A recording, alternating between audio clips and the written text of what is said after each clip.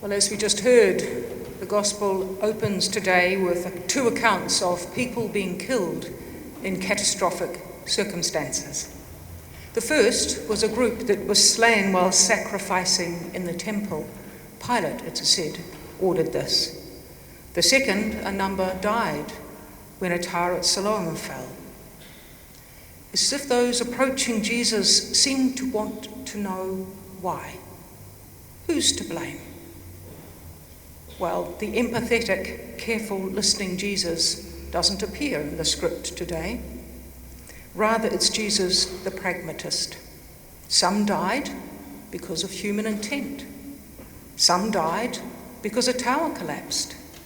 Either way, their dying wasn't about guilt or sin, about punishment for these things.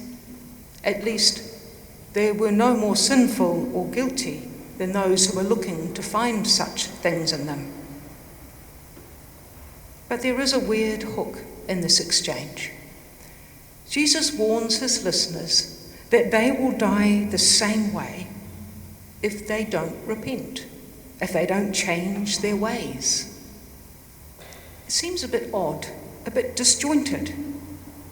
Perhaps Jesus is directing his listeners to consider, in light of such unexpected and untimely death, how is it that they live? As if how we live, the intention of our living, makes a difference to the manner of our dying. It doesn't make for easy listening. This is not a gospel in plain speak. Perhaps Jesus has noticed this finger-pointing tendency in them. It is easy to say, those guys over there, them, they're the ones that did wrong, they're the ones that are sinful, and they're the ones that are guilty, that's why they died, kind of like they deserved it. You see, finger-pointing away from ourselves, us and them, makes life a lot easier. And as I reflected, I thought, when we decide to locate ourselves somewhere, to group with others, we often do so because of a shared view, because of a position with respect to the affairs of life. We gather in this place, St. Matthew's, for many reasons. In part, perhaps because we find here people who are like us, who view the world in a way that aligns with the way that we do. Not exactly, of course, but we get on well enough to rub along together. And from this place, we notice when certain things breach our values. We notice when things breach the way that we think that the world should or could be. And we talk about that. We say it out loud.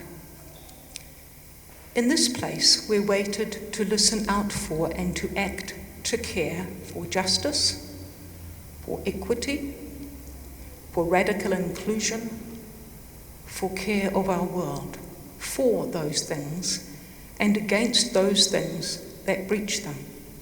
We have a strong heart for social justice. It is not just us or our own thinking, it's the gospel imperative, after all. But there's something that's come to niggle and bother me. I am troubled at the ease with which we can gather those like us, who are like us, to declare and proclaim what we discern and perceive as rightful action and rightful truth. Concerned, because even though we claim our difference and insist on the rightness of our position, do we also pause to consider that those we declare and speak against may be doing just the same in their way? That when we do these things, we may not be too far apart. It bothers me, actually, if I'm honest, it frightens me, because I wonder what impact having a single-minded focus on a position has on our capacity to be willing to listen for, to actually hear and take seriously that which differs from us. Differs from us so much that we can barely stomach what they say. We can hardly bear imagine the world that such speaking proposes and brings to life. I get it. I have to take breaks from the reporting of what allegedly took place, the sound bites that are curated to my news feeds. But I'm also aware in doing so, potentially, I narrow myself. I narrow and diminish my world. I become less. It is not that we shouldn't take a position, for there are ways of living and being that bring life to more people, that include and embrace and encourage, and so on. But do we let ourselves be aware that those we declare not like us also think that their way achieves better life and living, even as we might want to question the value base of this? Can we have and hold a position and intentionally be able to listen deeply, to hear, and be willing to learn from those not like us? Maybe we need to begin with ourselves. Are we able to learn to listen deeply and become aware of the storylines playing out in us, the ones that pull together the threads of our life? Notice that when something happens in the world, we interpret those things in a way that supports our way of meaning-making in our world. Just as did those who sought Jesus' interpretation of events at the opening of the gospel. Just as do those not like us. This is the way of it. When we are unaware of our own tendencies, our own biases, and the strong energy that awakens in us from them, the anger and the frustration and the wrestle for power, so to redress justice, to gain power for our preference. How different are we from those we pillarize and demonize? You may be thinking, I'm suggesting we should do nothing. And the storyline with that is therefore you side with the other. Be like us or be cast out. To love our neighbour, as our billboard proclaims, is not selective. To love another asks us to respect and acknowledge and honour the dignity of their personhood. It doesn't mean we have to like them. It doesn't mean they have to become like us, or that they will like us, as likeable as we are. As we're able to see them as they are and be open to receive them, we honour and respect their as well as our own personhood. We step into the dignity of our creation.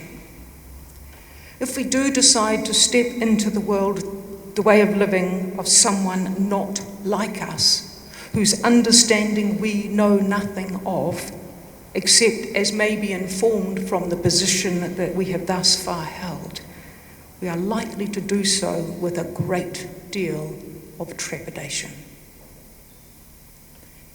As we listen to understand, to learn, we may come to realise their world is not as we imagined. Well, not entirely as imagined.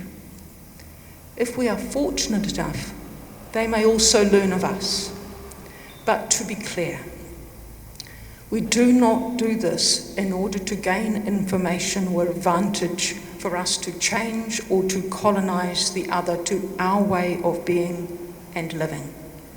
Neither to make us feel good about ourselves or holier or somehow superior. Intention is a very tricky thing. The blessing may be that we get emptied out a bit of our certainty. Our perception of the way the world is may be broadened and deepened. Our capacity to live with not knowing, seeking understanding, being curious to learn, that gets cultivated. The Gospel opens with stories of death and closes with the parable of the fig tree. A fig tree that is cursed by the landowner for failing to produce fruit in reasonably expected time. Despite such condemnation, the gardener, the one who discerns the potential, who knows and trusts the process of feeding and caring for fruiting, the gardener seeks and gains a year's reprieve for the tree. Maybe there's something in this for us. As we know more of those not like us whom we would wish to condemn, we come to know more about what nurturing and caring looks like for them. We learn the importance of and how to be part of preparing the soil around us and between us for fruiting and flourishing to come forth in ways we have no idea about yet. It is true, we will all die, and the manner of that dying is yet to be known.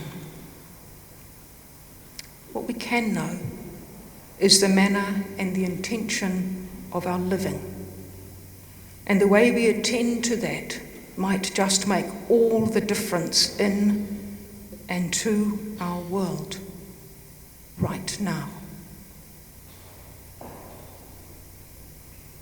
There is a lot to live for.